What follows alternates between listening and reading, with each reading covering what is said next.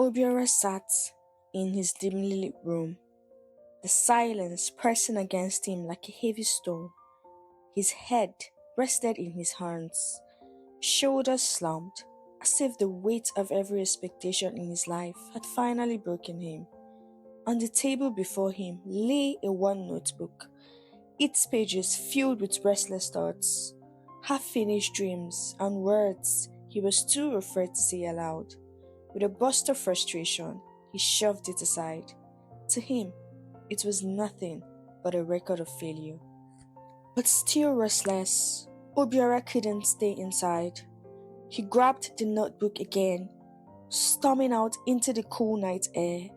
The street was quiet, almost too quiet.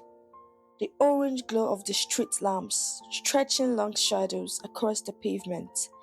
He held the notebook tight in his hand, every step heavy, every breath sharp with anger. In one sudden, desperate motion, Obiora hauled the notebook across the street. It spun through the air and skidded against the pavement, landing near the corner beneath a flickering streetlight. He stood there for a moment, chest heaving, then turned away, ready to leave behind the pieces of himself he no longer believed in.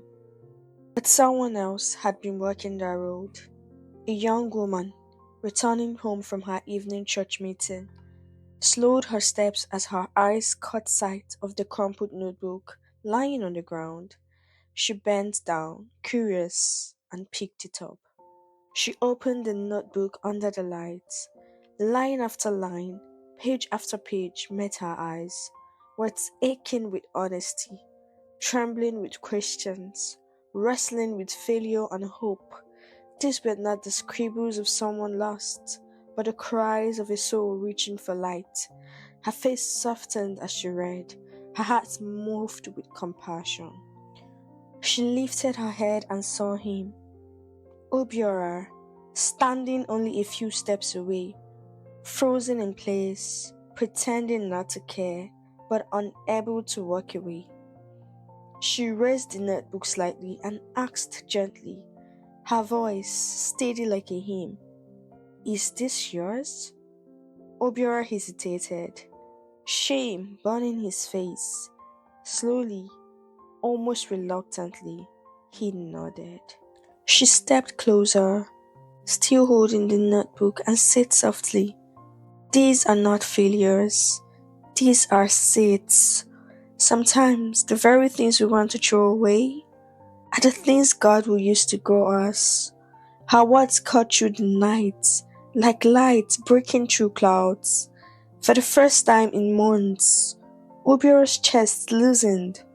He reached out and took the notebook, not as a burden this time, but as something reborn. The next morning, Obiora walked down a quiet road as the golden sun rose behind him.